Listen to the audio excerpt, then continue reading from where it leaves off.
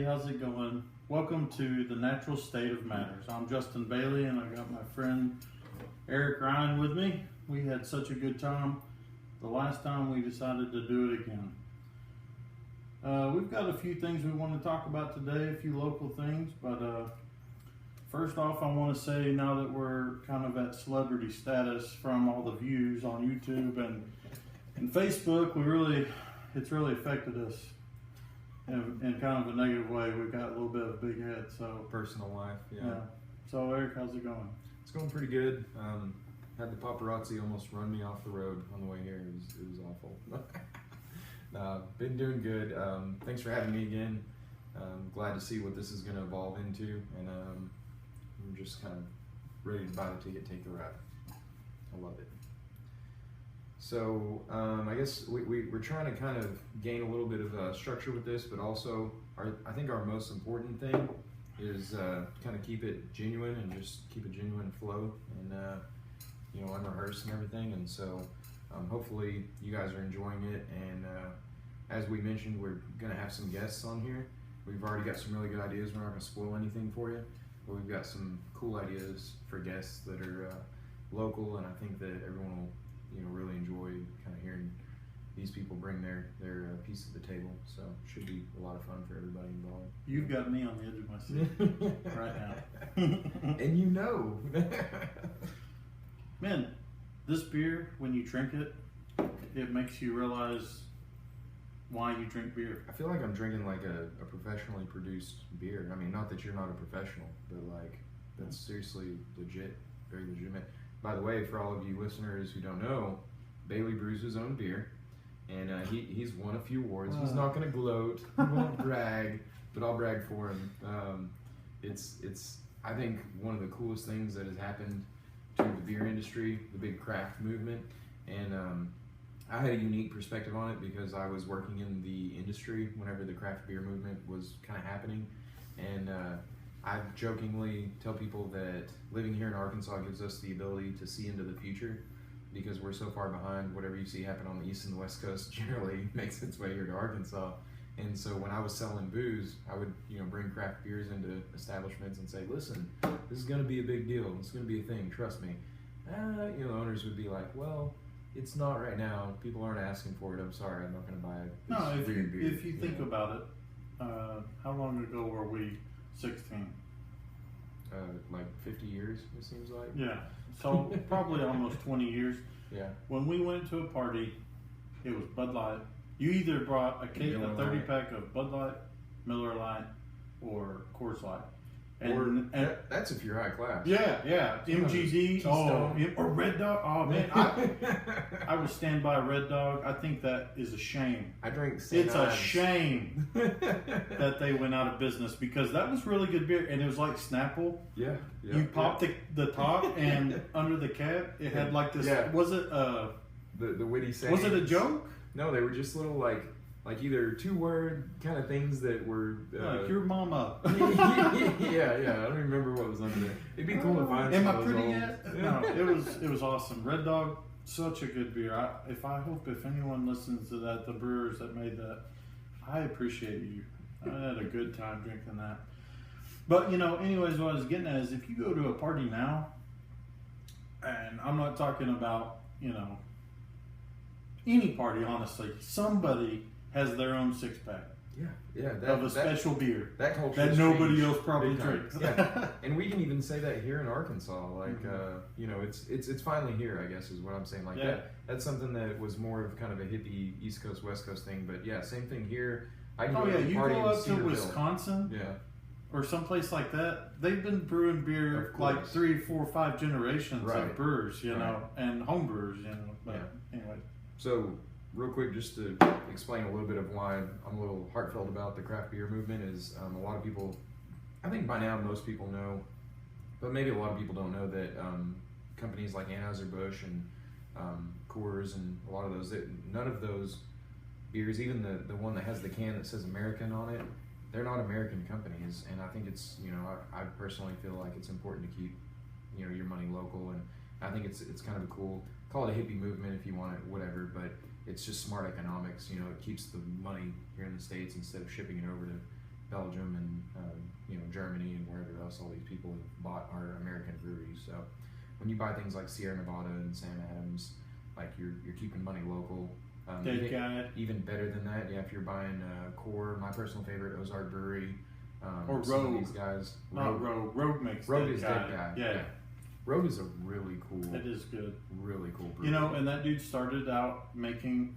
He started his brewery with that's Dogfish Head. He made the 90-minute IPA. Yeah. He started with the Brew Magic, literally like any home brewer's dream.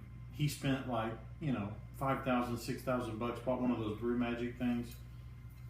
That's funny. Bug might have just went into our pitcher of beer. We'll drink it. That's what your liver's for, people. Quit buying filtered beer. It was a little too filtered anyways. But he literally bought one of those Brew Magic things, like the 3-tier system. Yeah. And he came up with that 90-minute IPA, and like people were having it shipped across the nation. I mean, like it's almost like the Russian River Brewing Company. Yeah. His 90-minute IPA, like people went nuts over it. So having said that he started off with kind of a home brew kit. Tell me that you've surely heard some crazy story about something that Dogfish Head has brewed before, right? 90-minute IPA, 30-minute IPA. Abs in 8 minutes. Yeah.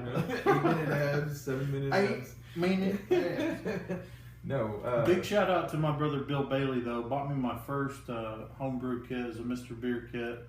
Nice. West Coast Ale was the beer, and we brewed it together, and it was so cool. My dad came over, and both my brothers, Dennis and Billy, they came over, and talk about the simplest kit, and I made it as complicated as you could possibly make it. But we had so much fun doing it. And after that, I was hooked. And they came back, and helped me bottle. And guess what? Nice. Every beer after that, not one soul has helped me make. People like to drink it every now and then. It's like when you're really trying to do something. Where do your friends go? They just. Yeah. But yeah, Bill Bailey is a gentleman and a scholar. I will take him out to a nice lobster dinner, and I'll call him again. I will call him back. Do you like what I did there, though? I threw you on craft beer, and you that did was a nice no idea. Yeah. All right, so Eric, Bailey. What's going on locally in the great state of Arkansas? Okay. It seems like we had some kind of little election or something. I tried to be a little prepared and pull some of this up. Again, this is all unrehearsed. We just fly off the cuff. But just to have some information for you guys, locally we passed 4 issues. And that's a big deal. By the way, first of all, I just want to share a couple interesting facts that I pulled up. Early voting, this article came out on Monday, I think the 7th. So 7th of November, they said that early voting turnout hits new highs. This is Talk Business and Politics for Arkansas. Turns out new highs with nearly 600,000 votes cast. Record election day numbers likely. Woo! So that kind of catches my attention. That's no surprise, right? I mean, it was a real big deal election, right? Well, I'll say this: voting went on in Van Buren the day I was there. They said the day before it was the day before on early voting. I got there like right in the beginning because I got there early, but they said the day before they had 11,000 voters come in that day, and that's in Van Buren. That's crazy. Now, the population of the city is like 14,000. But let me ask you this: if you're in Crawford County, right, it doesn't matter. Can you vote in Van Buren? If you're in Alma, you vote in Alma. I don't think you can vote anywhere else other than Alma and Van Buren, though, right? Like there's no way. I mean, I could. Well, I know that I'm from Natural. My parents are from Natural Dam, and they have to vote in Natural Dam. Oh, really? Okay. But it was early voting. It was early voting though. So if you're an early voter, yeah, maybe. Yeah. No. So to clarify, so everyone can go there if you're early voting. But if you're voting on election day, it's a lot more limited. 11,000 though. That's insane. Impressive. That's insane for a county in one day. So get this. Naturally, I don't know if your brain goes the same place mine does. This election was all over social media. It was a barn burner. It was insane. I was really surprised to read this article as I was pulling up. I was trying to find some sausage, beer, sausage. That's where my brain goes. Just in a constant. The sausage cycle. you eat, and the beer you drink. I'm sorry. No, so I thought just record turnout. We were gonna have a fall. By the way, shout out. That's pretty cool. What they won it the series for the first Oh, time. don't get me started on Okay. that. The Cubbies, man. That's a big deal. You know me. You know Jason Wilson. Big shout out to my friend Yeah. Jason Wilson. We've been Bears fans. Andy Shores. I'll vouch for you. Bears, Cubs. Yeah. Don't call it a trend because Bailey's been wearing that shirt for years and the hat Yeah. and the poster and everything. So And you know what? I don't care. I'm not going to get away from. I want to get back to this, but you can wake up tomorrow and like the Chicago Bears. I don't care. I'm not worried about how long you've been a fan. Some people worry about it. that's I don't. notable. Yeah. That's Well, very the thing notable. about Arkansas is we do not have professional teams, so you can like whoever the hell you want. Good head. I hope people are watching the video and know what I'm Funny talking you about say when I that. I think I won first place on this beer. Really? Yeah. Nice. This is I'm going to go ahead and say it's award-winning beer. I want to act like I'm not impressed. And I'm drinking out of my wife's Pioneer Woman pitcher. That's And if what I it looks break, like. she's going to be pretty upset. Her grandmother's grandmother's grandmother. Local voting. Okay, no, get this though. National polls, we actually had, what is the turnout? Voter turnout 20-year low in 2016. I think people were It was low? yeah, we had, okay, so this shows Because I statistics. just talked about how it was supposedly high. No, yeah, so this blows my mind. This is from CNN Politics. And, you know, whatever, if you guys want to say that, you know, this is not a partisan result. Like, it doesn't matter, you know, if Trump or Hillary won, if there were more or less voters. You know what I'm saying? The percentages, by the way, let me just spout off a couple of this real quick. So this goes back to 96 to 2016. So the spread was the closest, it was 0.2% from Hillary and Trump than it was, so back when we voted, when we had the big Gore-Bush, that was 0.1%. So this election was that close, but the percentage of eligible voters that turned out was 55.4%. To put that in perspective for you, the highest one in the last 10 years was 2008, had 63.7%. So we were down almost 10% in eligible voters this year. What do you, like, how do you interpret that? I think that I know that on the news, and this was Fox News, Bill O'Reilly. I was at my parents' house, and I honestly don't watch much of it. Either one, CNN, Fox News, it doesn't matter to me. I'm not a political person really, as much as I talk about it. But I think Bill O'Reilly said 82% of America was disgusted with this election. Yeah, that doesn't surprise And me. like the remaining people were the only ones excited for the election. Even if you want to call that a skewed result, even if it was 75% of Americans, like, Yeah. that says something. 18% was like, oh yeah, I cannot wait. But really, if you think about it, there was nothing to get excited about. No. I mean, a lot of people, Democrat, Republican, they weren't happy. We picked two people. I mean, we've got 300 million people to govern, and those are the two a-holes we picked. Right. And I'll lay the cards out on the table. I was not pulling for Trump to win. I would have preferred for Hillary, and I'm How dare like you. most people. Yeah. How dare you? I was like most people, though. I don't think Hillary is a good person. Probably she may be. We don't know that, but regardless, I think that I guess my point is I think that social media You would take her out on Did a couple this. dates. You know, maybe a movie. maybe push her off the pier. Just act like it never She might have happened. been a real good person. I shouldn't say that. No, it doesn't That's matter now. Oh, okay. She's not the president, so I can. Yeah, I can it's say done, things homie. like that. You can do it. I can't threaten the Don, though, right? I can say that about Hillary. Oh, yeah. right. course. Because that would be federal something. I don't know. But Good times. before we get into that, I can talk to you till the cows come home, as they say. Tell me about these measures, Okay. because I want to know. So we had 4 issues passed, and issue 1 was local government rules governing certain county officials. This was term limits. I believe we had one that was the state exec, the role of the governor when absent from the state. To me, sorry if you don't agree with this, but to me that just seems cut and dry. And I know you don't like this term, but no brainer. Like technology, it's not like we're a Britain governed country and something has to cross the Atlantic Ocean before we know about it. Like we have technology. Like, that was- if something goes down, somebody can give the governor a cell phone We don't call. need the body. Yeah, the cellular phone does remarkable things these days. You True. can actually see a person True. even. So to me, I think that was the just- general consensus too. I Yeah. think when the results came out, what was the percentage? They on were that? all real heavy. I think they were at least like 70% approval. I think everyone except for issue 6, which one passed. So yes, 72% said yes. Yeah. But still, there's 23% of people out there that did not agree with that. But then again, that could also, I'm not saying that people didn't know what they were voting for, but if you weren't ready for that and you read that out, the way it said, you're like, well, hell yeah, if I vote for him, I want him to be there. You know? right. Yeah. So, there's always going to be... And I want my kids to know how to write in cursive.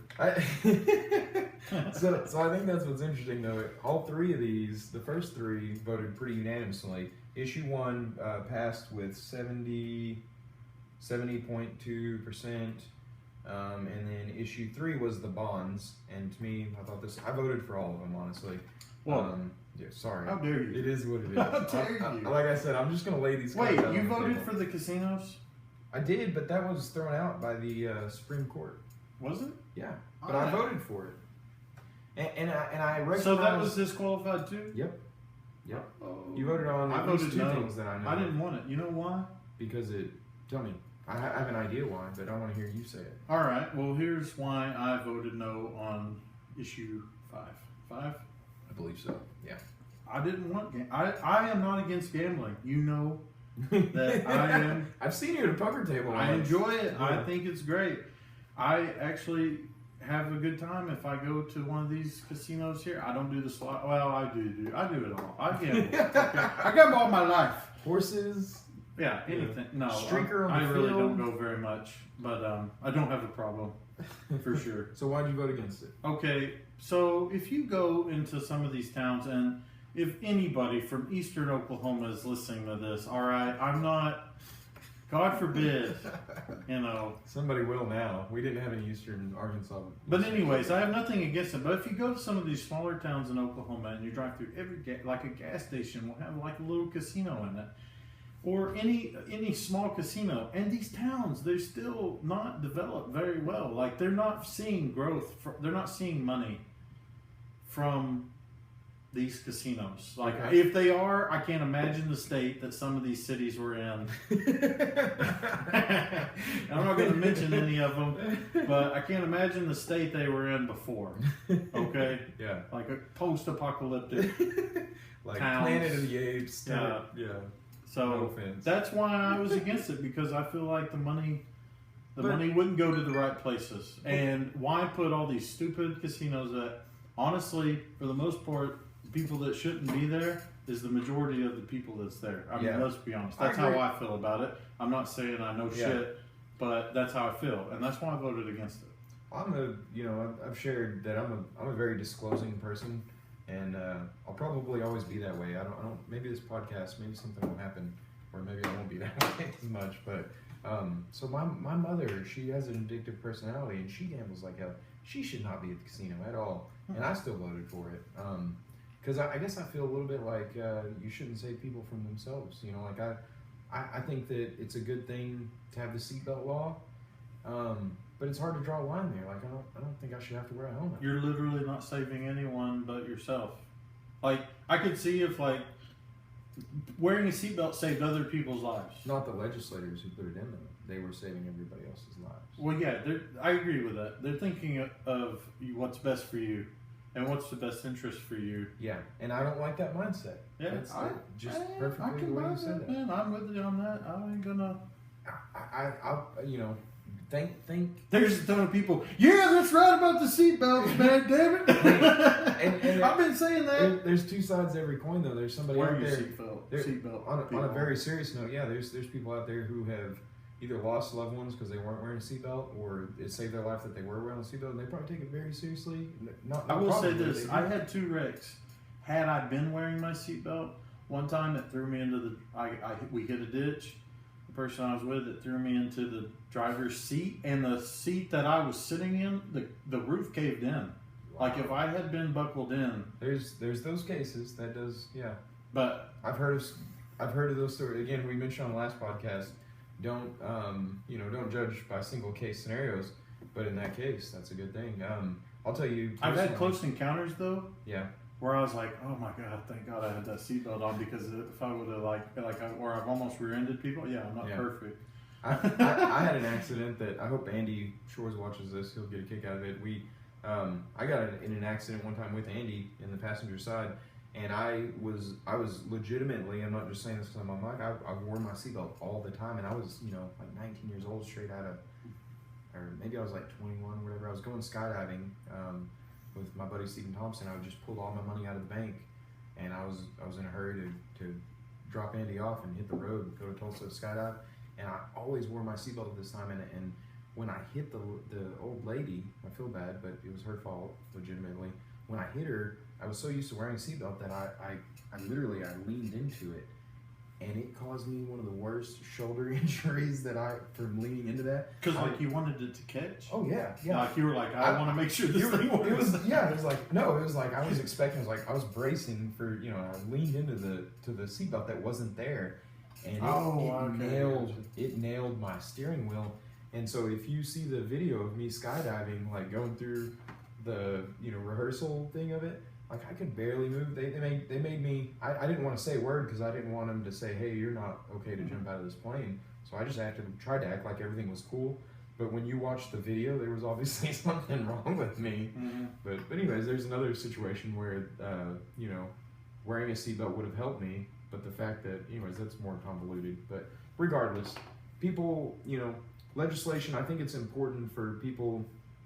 It's a real questionable thing. This is probably a touchy subject, but China has had population control, and we don't do that in America, and people are so highly offended, by that. Too many people. We've got the Duggars here in our state, so that's probably God love them. Yeah, great show. Everybody's seen it. Yeah, but the idea that you don't want to save people from themselves, like the planet's just gonna get more populated. I'm not trying to look at things just on a global scale or on a meta scale. You got to look at things on a micro scale too. Like I'm all for saving people's lives. I think everybody's important, absolutely. But at the same time, I do believe in Darwinism, I guess, in respect that.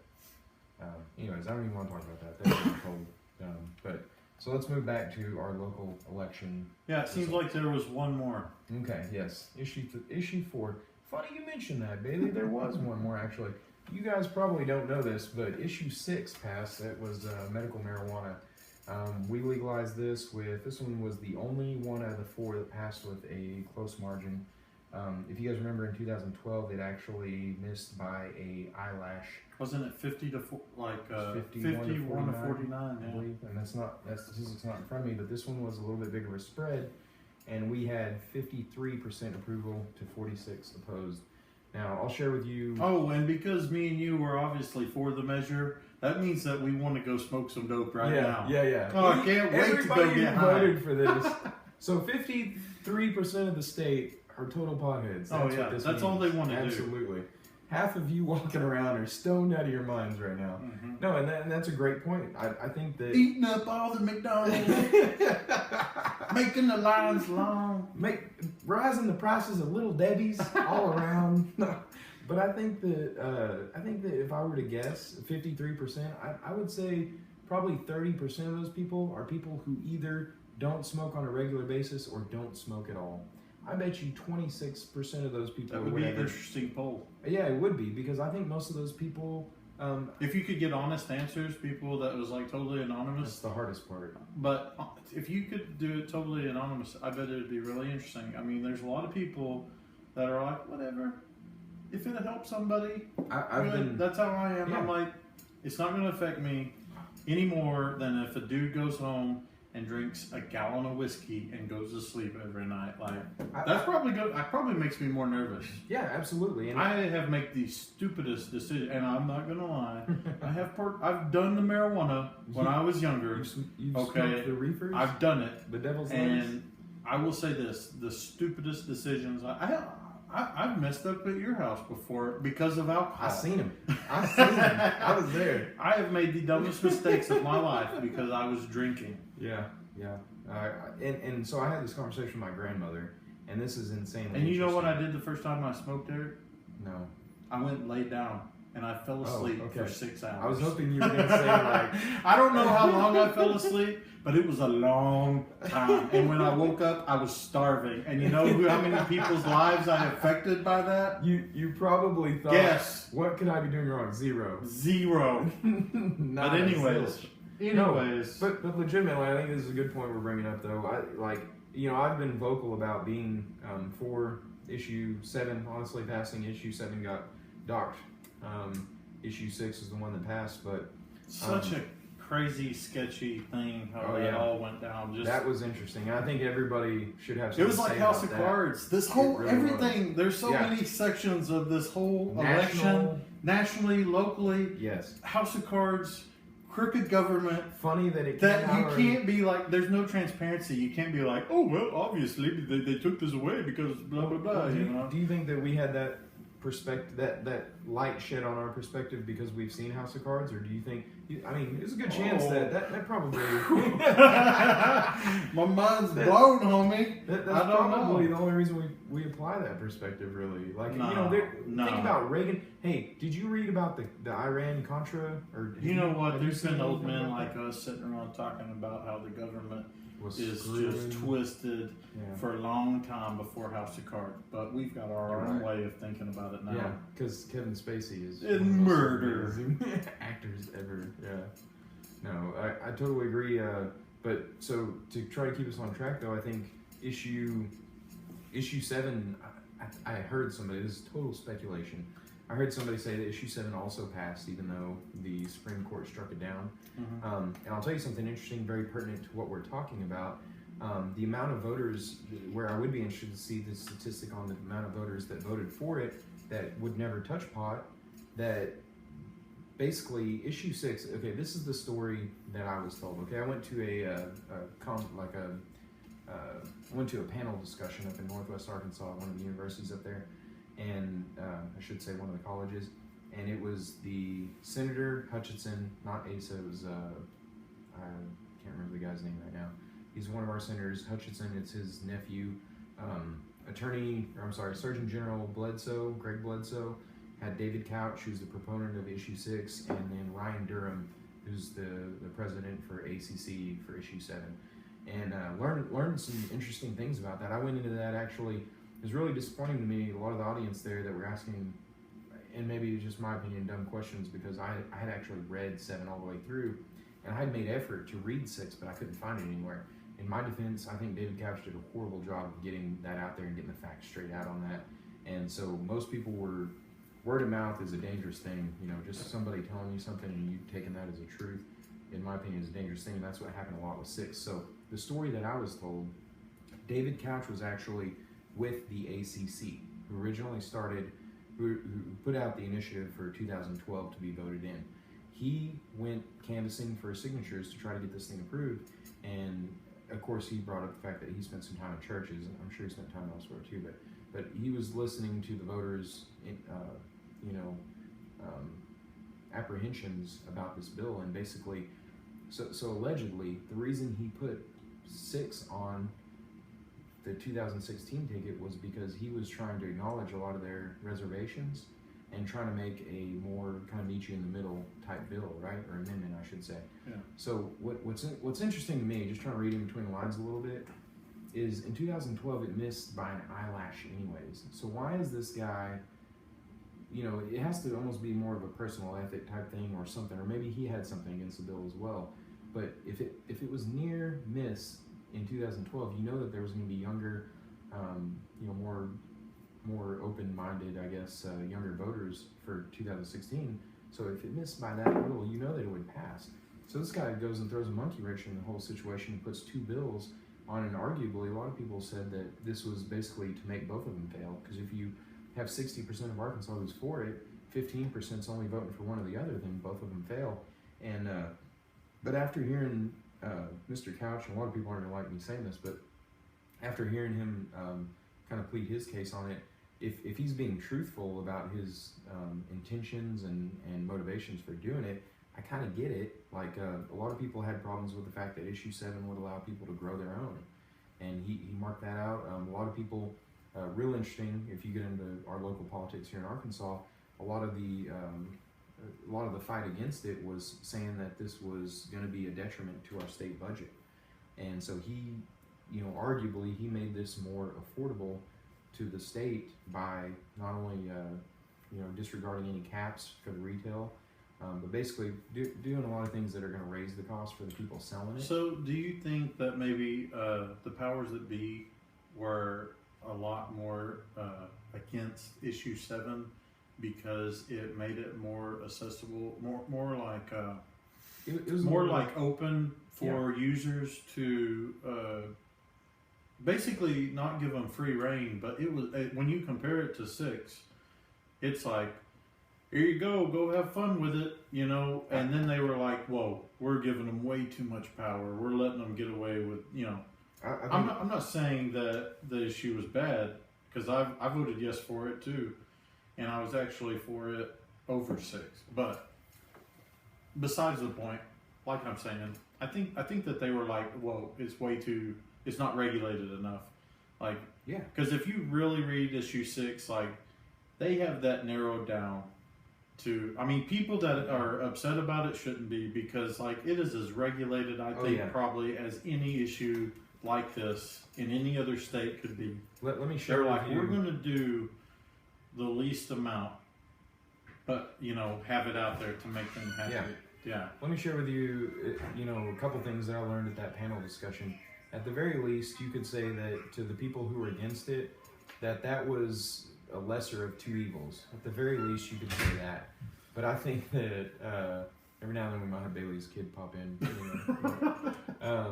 Anyways, we're at a mystery location. We won't tell you where we are right now. But so at the very least, issue 6 was the lesser of 2 evils for those who are against it. And I'll tell you, when I was in that panel discussion, and I wish this was going to be a 3-hour podcast, because I wish I could go on about how much I actually respect the senator and the surgeon general's stance on medical marijuana. They were against it, and I really appreciate what they had to say, and I learned a lot. Well, don't you think that they're against it because they're trying to say there's no actual research done saying that this is actually it's not like, okay, like they can base it down like, okay, you take opioid, that's going to go to your brain, that's going through your bloodstream. Like, they know what it does. They know how that they use that to subdue pain how a person deals with pain.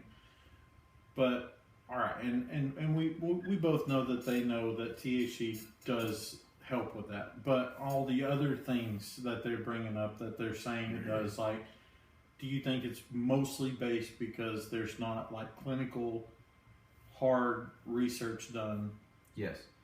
Okay. That's the short end of it. I don't know enough about it to really. You weren't there, and it sounds like you were there by that question being asked, because you're absolutely right. Like, I'll tell you. Let me share with you a couple of the reservations. Like, for one, let me just preface this by saying, anyone who thinks that you don't have a bias when you hear any one sentence or any fact or any opinion or anything on any issue, you're insane. If you don't think you hear anything with slight bias and you're not swayed, more likely to fall on one side or the other of an issue, you're crazy.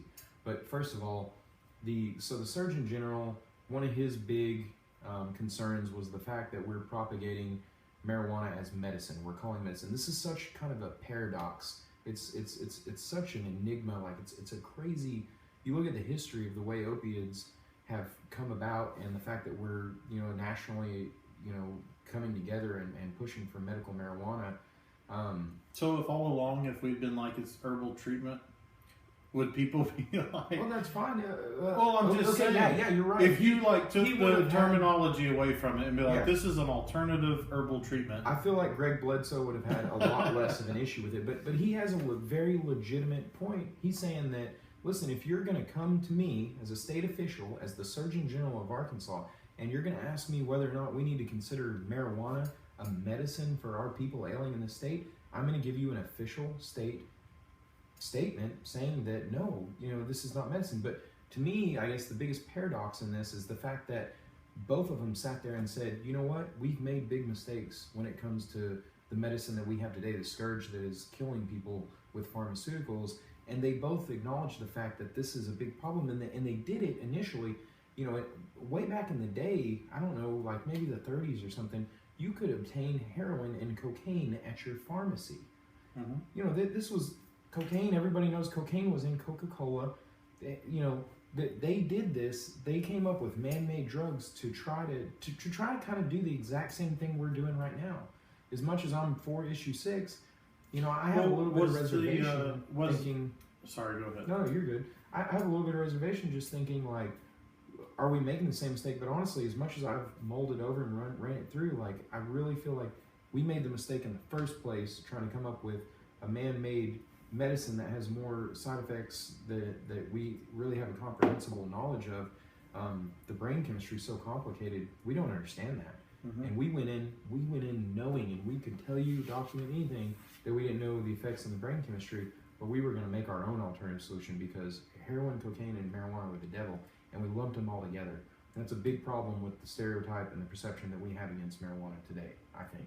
I think that people, the fact that it's still Schedule 1, like you mentioned, the fact that people think that, you know, there's not enough data out there and we haven't done enough research. Well, they talk about it like a gateway drug, but they never want to mention the drug dealer. Yeah. You know, part of it. Yeah.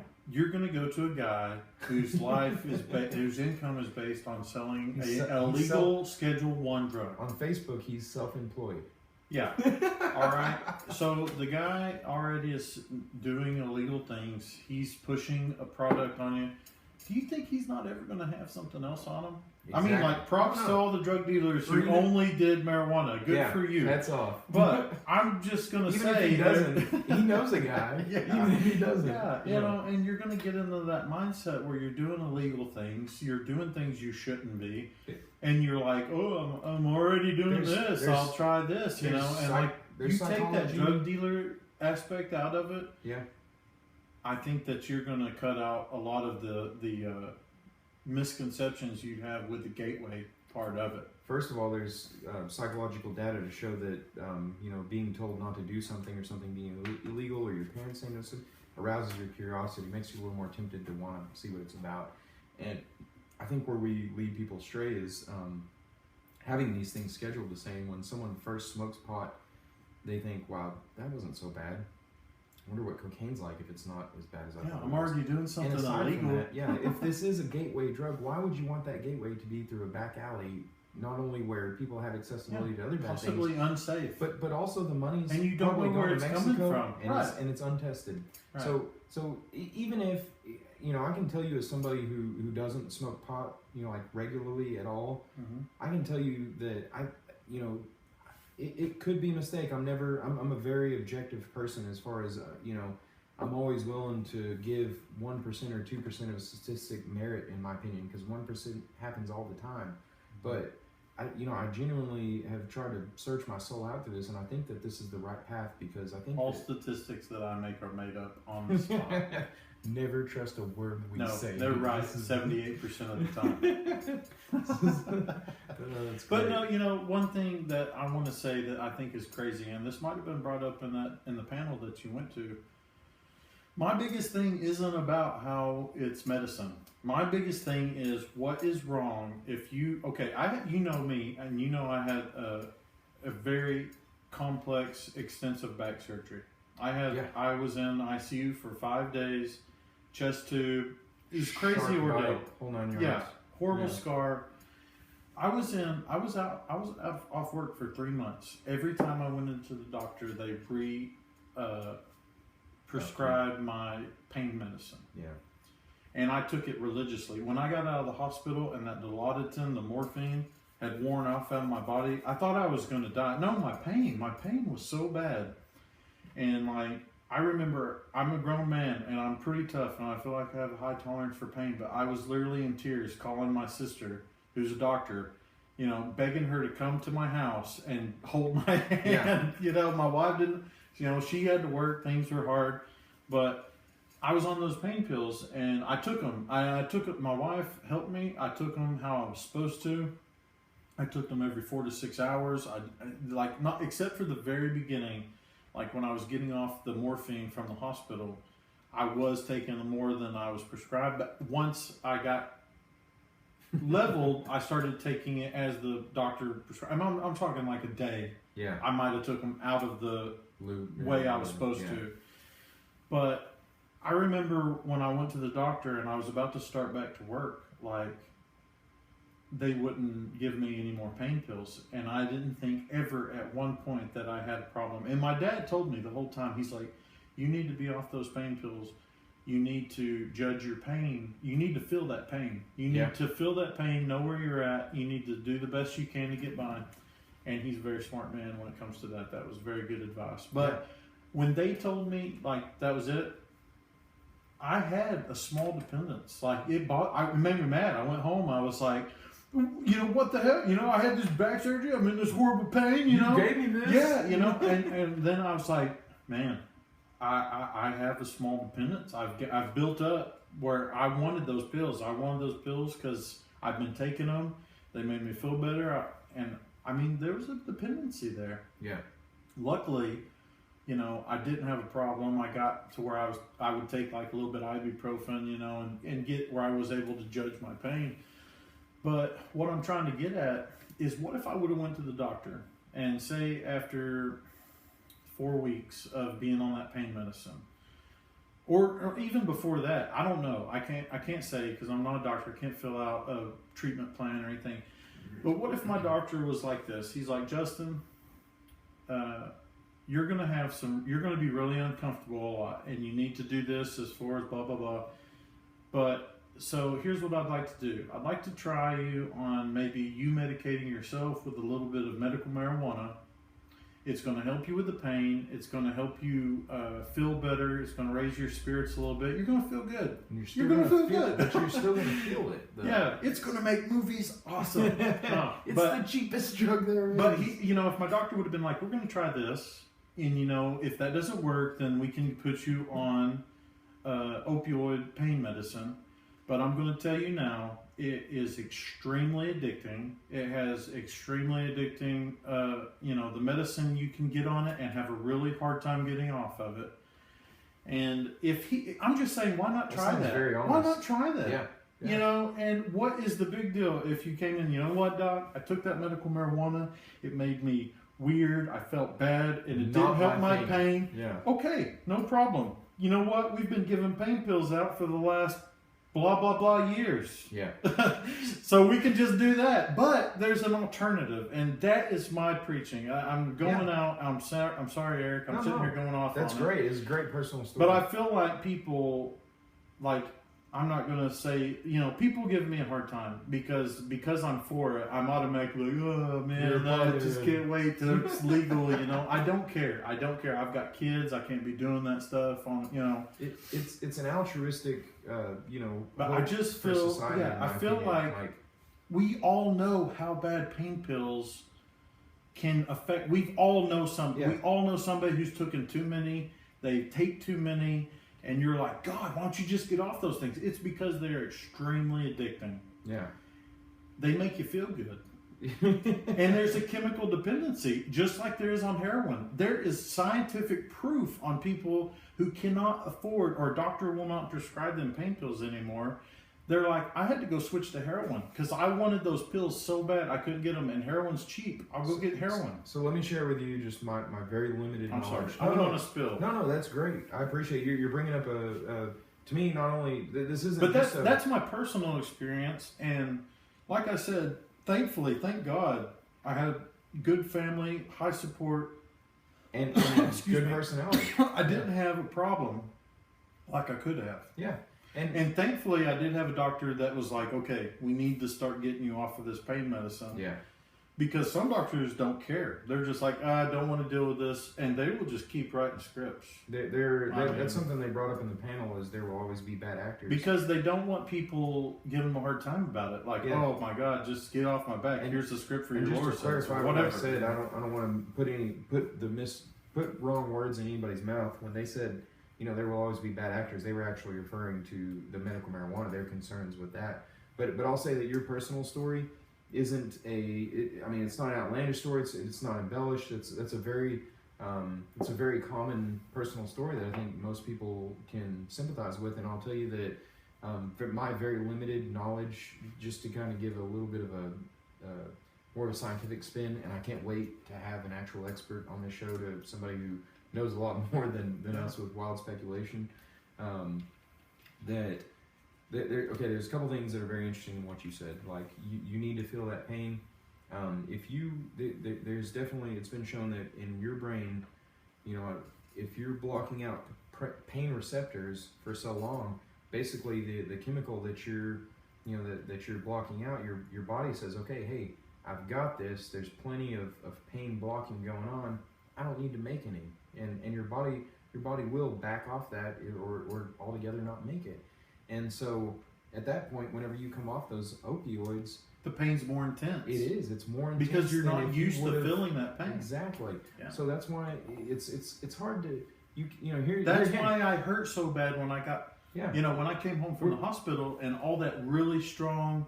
I was on Dilaudid, and for what I understand, that is just morphine. Yes, it's synthetic morphine is what it is. And we come right back to. And I came off of that. I was like, I'm dying. I am dying because I had not felt the pain of the surgery until I got home, because I had been on such powerful pain medicine.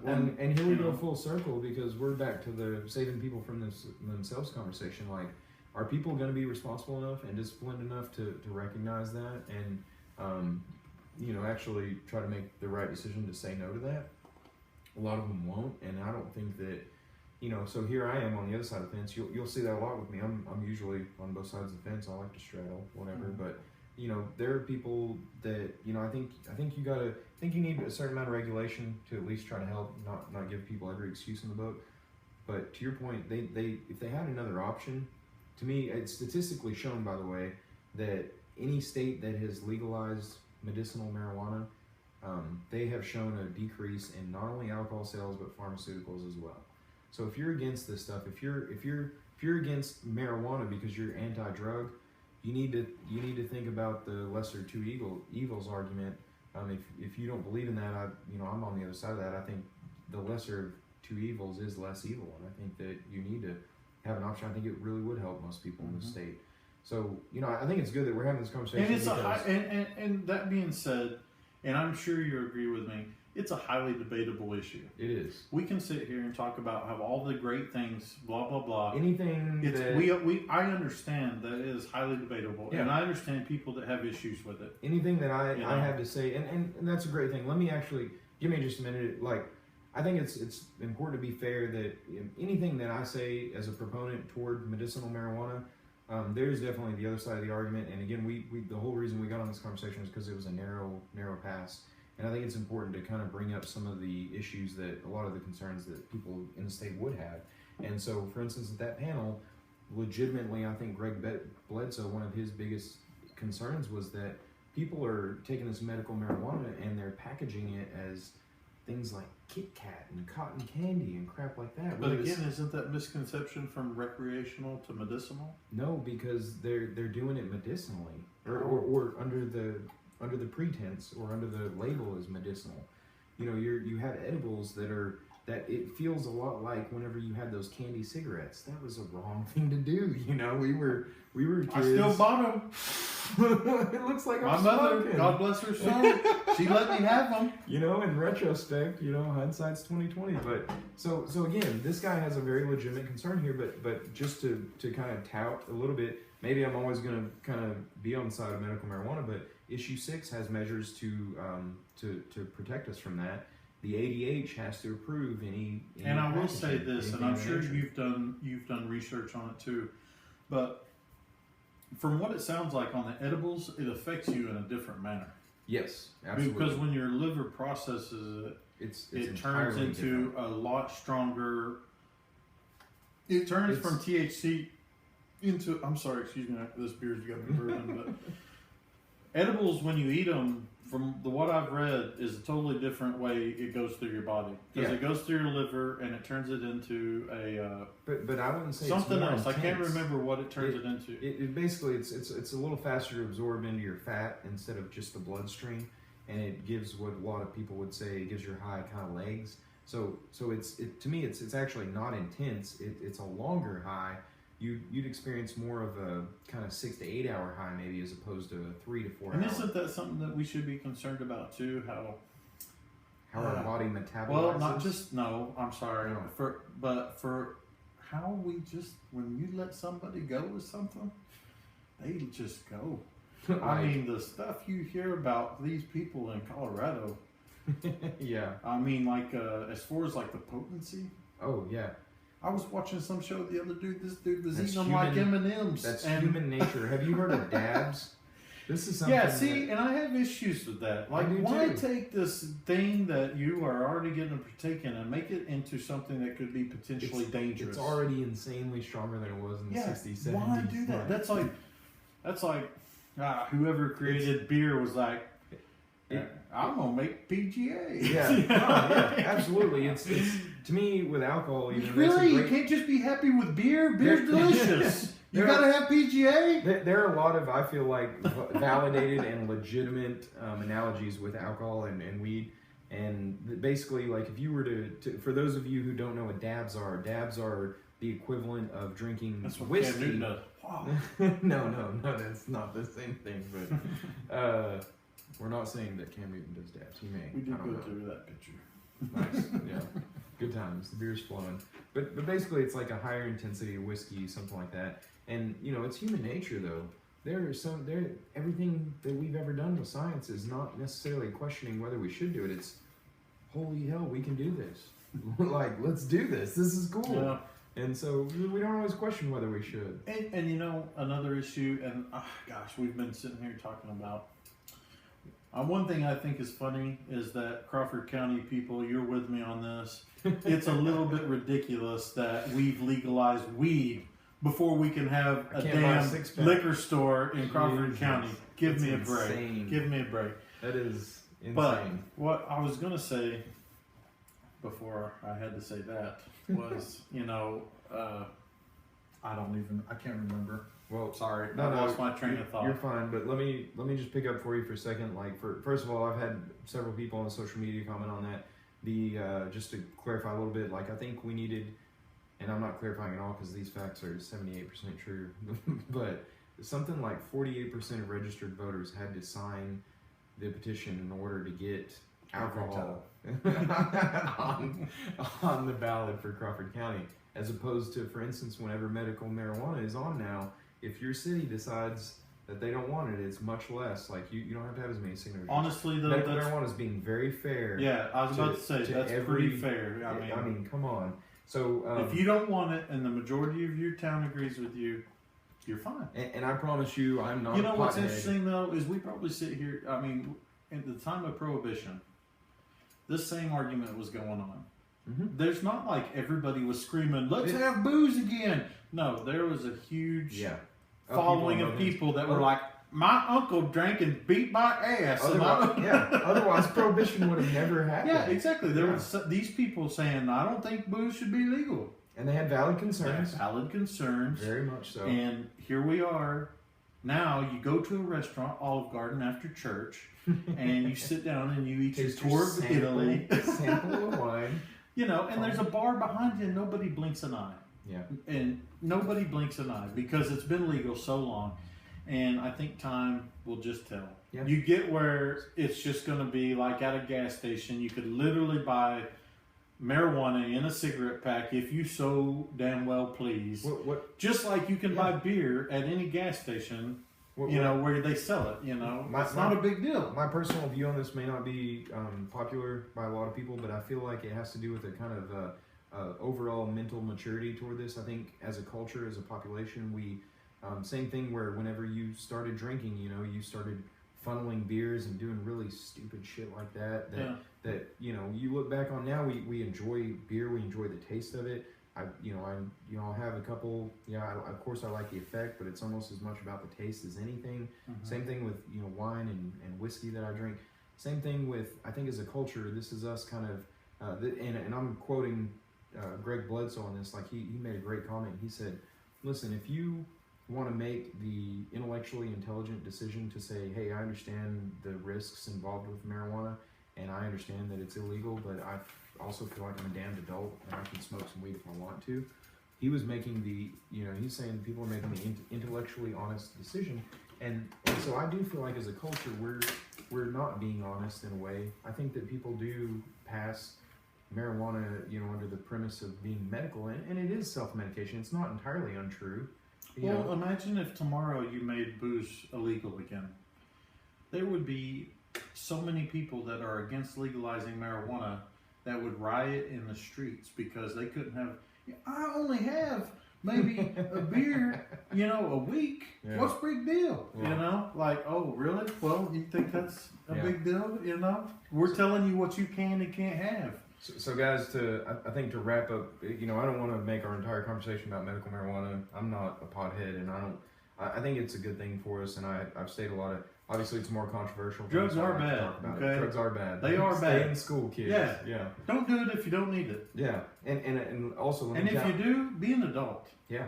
Don't be a kid. and I would also never tell let my you- kid do anything like that. Let me clarify my message, and I should have said this up front at the very beginning of this whole conversation, but me being for marijuana, I don't think it's for everybody at all. Everyone's brain chemistry is different. There's a documented case of a woman who would eat potatoes and it would just blast her. Okay, so everyone's brain chemistry is different. I knew of a guy that smoked a joint in a room with some people I knew, and I thought he was dying. How dare you? I said it there on the mic live. Woo! But he thought he was dying, and I never made fun of that guy at all. He probably legitimately affected him really bad. This stuff is not for Please send everybody. help now. It is dangerous. So guys, what's happening moving forward? They've talked about the implementation of steps outlined for Arkansas medical marijuana measure. It's very interesting. As much as Hutchinson and Bledsoe were against this, Hey, they are taking. we made out that. $3 We million went through of there rainy day just funds. shy under an hour. Good job. That's impressive. Well, I think we still have a little more to talk about. Oh, of course, but that's a hard subject to but- talk about. Yeah, that was impressive. Like we definitely encompassed a lot in a little bit of time. But hats off though. Seriously, like our state is ponying up and dipping into $3 million in rainy day funds. And to those of you that really pisses you off, I'm gonna go out on a limb and I'm a betting man. I'm gonna bet. I'm not gonna say this is gonna be a windfall and we're just gonna be making money hand over fist. But issue 6 was written to be very fiscally responsible and very safe to the voter, and as opposed to spending millions upon billions of dollars over the years enforcing marijuana and putting people in jail, and also sending the money that goes on the black market over to Mexico, then we'll actually be generating some tax dollars. I don't think you can really argue that, but again, there's at least 48% of you that definitely disagree with me on that, so I'm going out on a limb here to say that, but anyways, I think can we touch real quick back on the national election? Like, you think we should For talk sure. a little bit about that? So, I'll also say that I'm actually really impressed. Like so far, Donald, You know what? If you don't want to go any further in this episode, all you Please have to do hit is the shut off stop your button. Yeah. If you don't think that we you talk might about not whatever like we what I'm want. gonna This is my say, show. This is my studio. You probably won't. Give me like the it. keys to the studio. I I'm want. shutting it I down. want a picture of a Cambodian woman holding these. I totally mixed up two different. You I'm so closing down the screwed it up. studio. Man, didn't even pay good tribute to Dave Chappelle. Just came back I on want SNL, the by the breast way. milk of a Cambodian woman. I want a picture of a midget That's real holding these breast milk. balloons. I So, tasted breast milk the other day. umami. Umami. Oh man, my wife's gonna kill me. It wasn't a gross thing. Like I didn't do it because I was curious. My kids had the flu a couple weeks ago. Okay, Mm-hmm. the flu. You ever heard of that? It's a serious thing to drink breast milk over. No. You All have to right. drink So breast milk. How do my you tie like this one together? day. All right. So January had the flu. She's fine. But Good. Nora had the flu. That's It was like this one day where like January's like by bopping the way, around. Nora's Everything's like cool. what 10 months not to should disclose be too much, but 8 she's, months and 2 Okay, days. okay. 8 months. Sorry. Yeah, so she's just a little baby. My wife, I'm lucky enough that she's able to breastfeed, which is amazing. Yeah. But here's the story. So she had the flu, was really, really sick, and like I heated up the breast milk because my wife was at work. I took off to be with Make the baby. sure it wasn't too hot. It was hot, Yeah. and all right, I've got these big banana hands, and I was worried that like I work with my hands, they're calloused. There's so much fat for the heat to go through. Fuck you, man. So I poured a little bit, and I couldn't get a good measure. So I was like, bottom Down the up. hatch. That's a good father. Yeah, good It times. tasted like milk. Yeah, it's a crazy idea. That's a crazy idea. Here's a crazy idea. Breast milk's made for humans. That is crazy. Why wouldn't we drink By humans, for humans. But no, we drink out of cows. bovine? Which I love milk. Oh, don't be Hormone. hating on me. Yeah, I love milk, okay? I'll drink cow milk all day. and Oreos. But here's a thought. What if we created jobs and got like a human milk I factory? saw going that on? movie. Yeah, that was that movie with Mel Mad Max. Gibson. Yeah, I saw that movie. That didn't look like a very good thing that you're selling me right now. But if you think about it, and whoa, did we get off subject here? I don't even remember what we were talking I about. think we were talking about. I said the Donald, and you said I tasted breast milk. I think that's exactly how the conversation went. We'll have to go back. I really don't remember.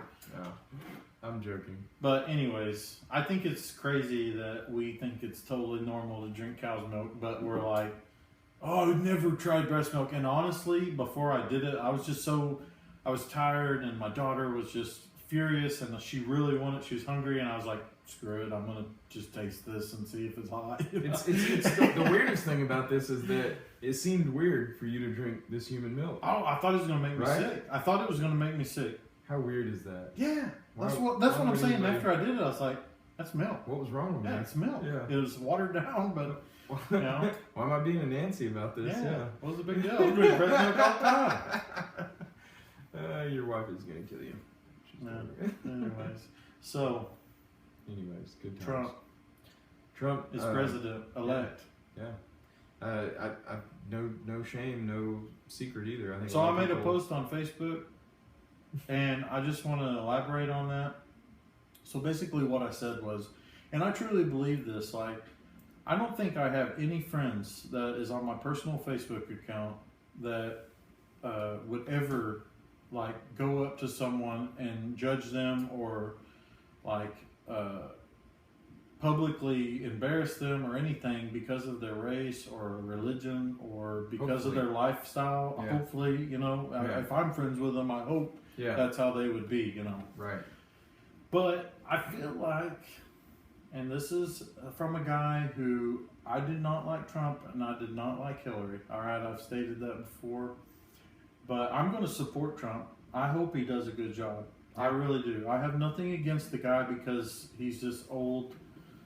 I think it's Crazy un-American not to. Yeah, I think you got to this- get this behind is your the whole- president. This is the whole democratic I didn't process. like Obama at first. I didn't think Yeah. I would like him. You know what? I Yeah. love that dude. We can voice. I'm our not saying opinion that against he it. hasn't done things that I don't agree with, Yeah. but you can't tell me that He's- Obama's not a likable guy. He's a very likable I'd guy. give that dude a fist bump, you know, hug it out all Chest- day. Pound the chest. Yeah. No, yeah. he's definitely cool. And again, whether you believe in his I think political Obamacare agenda or sucks. not, I think you know? the affordable health care. hey, But good luck with that job, right? Eric. Yeah. You do health care for everybody in America. You just go get it right, okay? I saw a comedian. I don't remember who it was, but he said, you know, he's like, Donald got into office, and I think he, you know, kind of got real for him, and he said, he's like, you know, Obama was kind of like, oh, hey, man, oh, is this scary to you? Oh, hell, it's not that bad, man.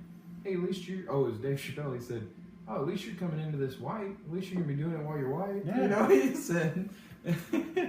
But, you know, here's what I was going to get at. Like, do you think, honestly, I mean, the liberals really are putting stuff out there like, they're painting swastikas on the interstate and blah, blah, blah. I can see that happening to a degree, but the rate I'm seeing it on Facebook I'll be is honest. starting to tick me off. I'll be Because I honest. know it's propaganda. I totally disagree with what you're saying because I think that I think it's happening in some it degree. is happening, but I think you need to look past that. I think that people find labels too convenient So you to don't be think... able to point the finger. I think that it's I think that I'm glad it's you too disagree with convenient. me. I do I've entirely. been ready for this.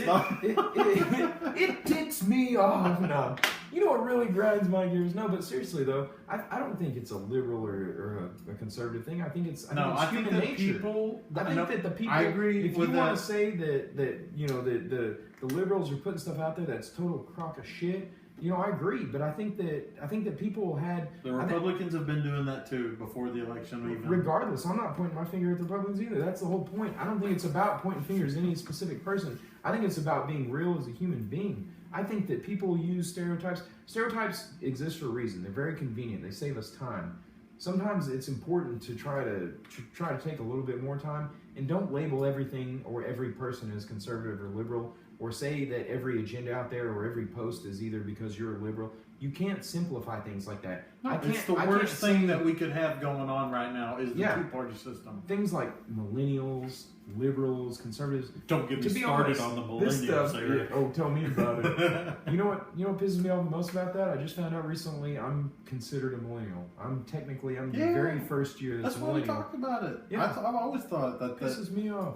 But your generation of assholes screwing it all up. But listen, what I was trying to say is, I agree that there are probably people that are out there doing that, and they're doing it in the name because they think that this guy that we elected is okay with them, just publicly humiliating minorities, and I see that happening. I see that. Don't you think that there's a part of it that's just mad that they lost?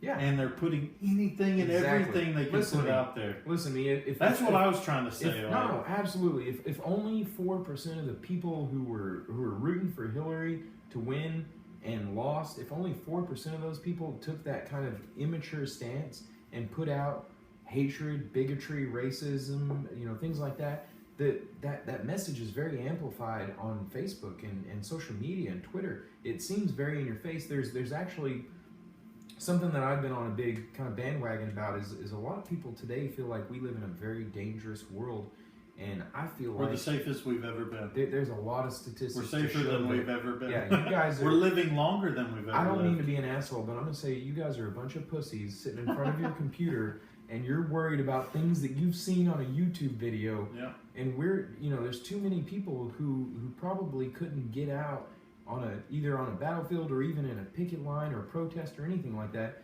because it's too safe at home to sit and drink Starbucks. Well, don't you think that's why we're doing this? Because it's too hard to die now. Okay, it's too hard to die. It is. Let me actually expound. And we're losing our minds over little stuff. Let me expound on that. I'm a functionalist by heart. There are very few things when we're talking about stereotypes. I don't think everything is black and white.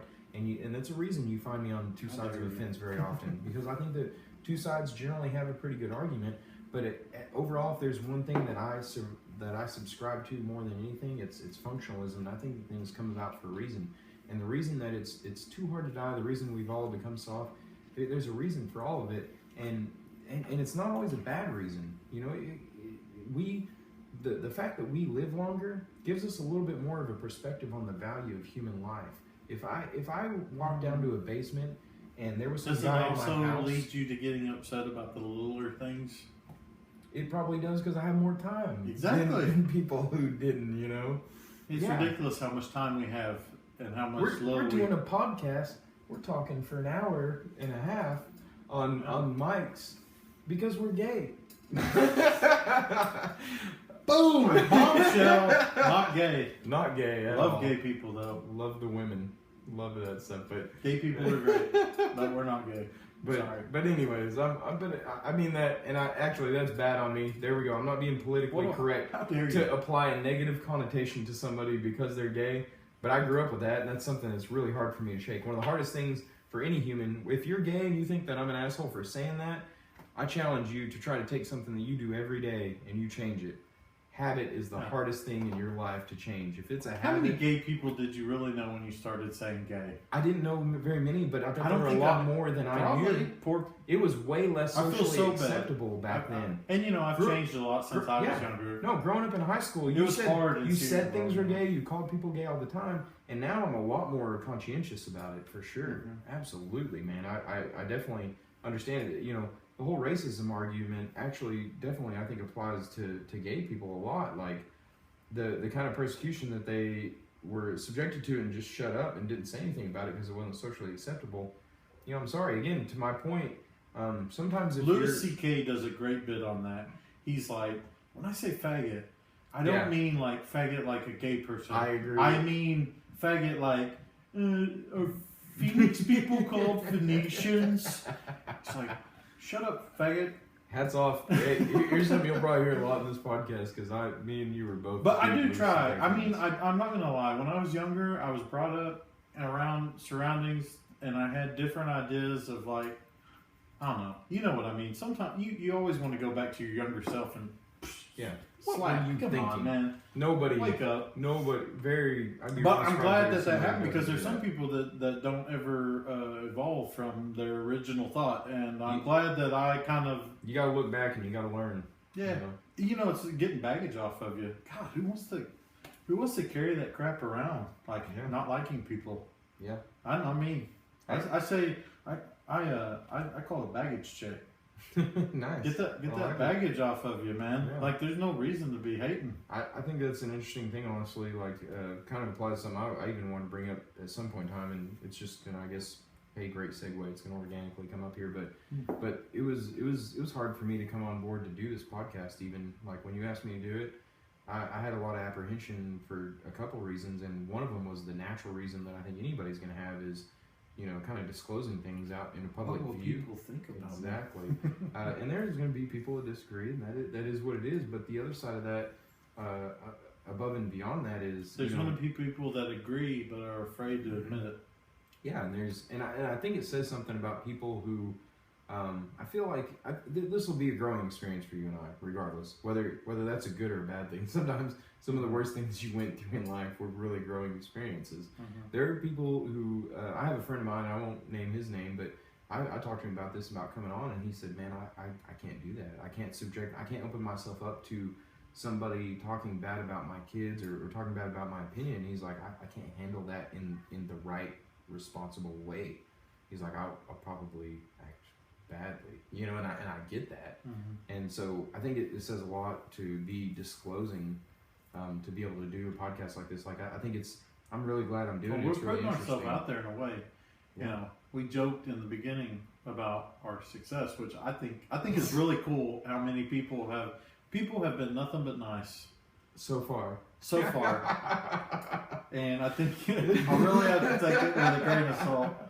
That was the rest. first one. By the fifth one, they'll probably speak up a little more. And that's the thing. That's the whole point about what we're talking about. I know people who get on Facebook just to view what's going on in everybody else's life and would never ever, almost would never submit anything themselves.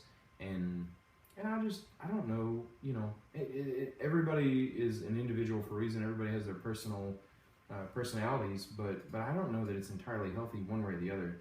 Like if you watch Mr. Robot, great series. I'm going to plug a lot of really good series on this podcast. I'm sure Mr. Robot makes the comment, brings up some really cool stuff. But he says people are too disclosing. People put their stuff out on Facebook, and he says they don't realize how vulnerable they're making themselves. I'm paraphrasing, but he says, but I almost think that they're not worried about that. He says I almost don't think that they're worried about who can see them. I think they're more worried about who's not seeing them. And like. It was pretty interesting, like even doing this podcast and everything, I don't see myself as that type of person. Like I don't see myself as attention getting or anything, but I think it's important for people to bounce But yet we're putting ideas off of ourselves people. out there. Yeah, but again, to me, it's We a could motivation. just be having this conversation by ourselves Personally. without anything going on. But do you not think that people listening to this are gonna?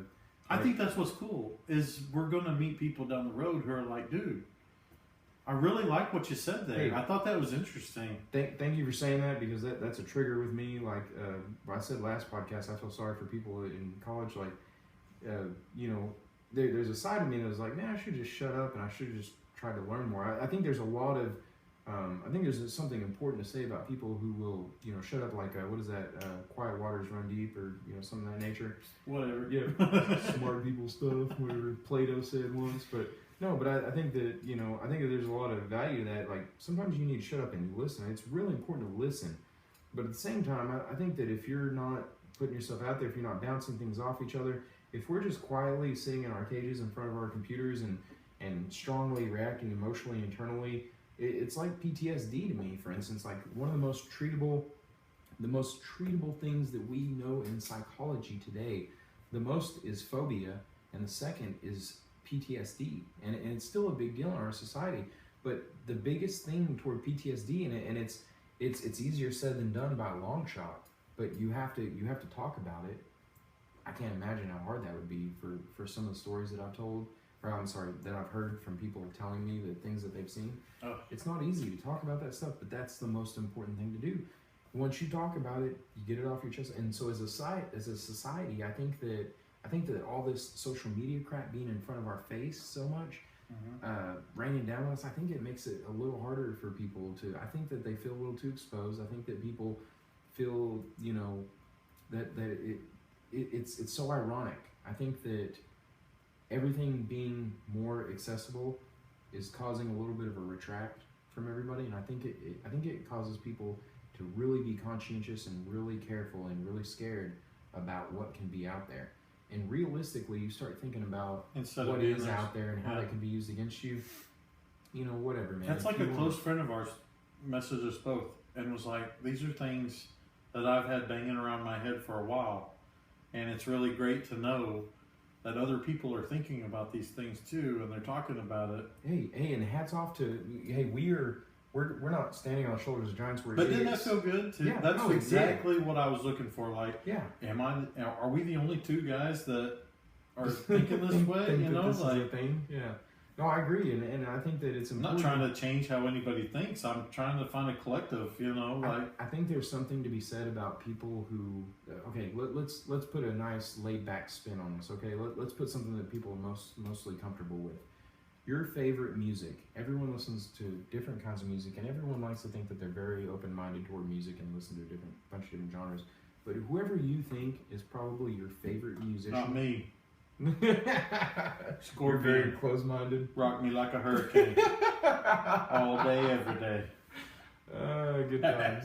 No, but I think that I mean, do you not think that it's interesting people who like Alice in Chains? I'm just gonna throw this out there. To me, they're a great group because I got into them musically. I listened to them; it appealed to me. I could listen to every song, and I liked it a lot. And then beyond that, beyond a much deeper, on a deeper level, they were an onion to me because the more I've started peeling into their lyrics and things like that, the poetry and the genuine message behind what they were saying appealed to me more than anything. And to me, I think it's something, I think it says a lot about anybody who, you know, you always have the certain personalities, like bassists are certain type of people generally, drummers are kind of certain type of people. Your lead singer is usually a certain type of person. Usually gets a bad rap, but you know, in some respects, like he's willing to put himself out there. He feels like he or she has a message to send out there, and it's interesting that, you know, what gives you the audacity to think that people want to hear, you know, to hear what you have to think about the world, you know, and so. I don't have the audacity. I just have the lightheartedness enough to think that, hey, if you can't listen to this, and if you can't take jokes, if you feel differently, and it offends you, you're not gonna make it. You know what I mean? Like, listen to somebody else's view who is opposite of yours. It'll help grow you a little. You know what I mean? Yeah. Goodness gracious, though, I've had so much fun doing that with you, man. Cheers. Yeah, man. Third episode. Got deep. Second with my man Eric Ryan. But I think it's been so much fun. It has. I'm glad to do it. I'm really excited again, not to just totally toot this horn. And man, we've got so many cool ideas. It's going to be so cool. It's going to be so fun. But we got to wrap this up here. I'm sorry that we went on extra long, but I hope. My wife's going to kill me. I hope that you've listened to this and that it was as entertaining for y'all as it was for us to do. The next episode, we might possibly have a guest. Hopefully, and if not, be a really good one. Probably depends on if they want to be on the show with us. We've got a lot of cool ideas. I'd be really surprised if anybody does. Yeah, maybe a reputable person, maybe not. Yeah, I know we've got maybe a bug guy lined up. If you have any bugs that you've seen and you don't know what they are, seriously think about that. If just a biologist, period, and an entomologist. I think that the guy. We hope to one hell of a model America. Yeah, America. We haven't asked the guy yet, so hopefully he'll be kind enough to come on with us. But if you guys have any, I think it'll be a really cool thing. And something I haven't even talked to you about. See, we're two guys without any expertise at all whatsoever. All we know. I didn't publish any papers. Have you published any papers? Nothing I'd admit. But we're going to have people on here that know things. Yeah. And we're going to be here to F shit up. You still said shit, so the F was irrelevant. It was irrelevant. Good times. My name's Justin Bailey, Eric Ryan, and we're signing off. Thank you for listening. Natural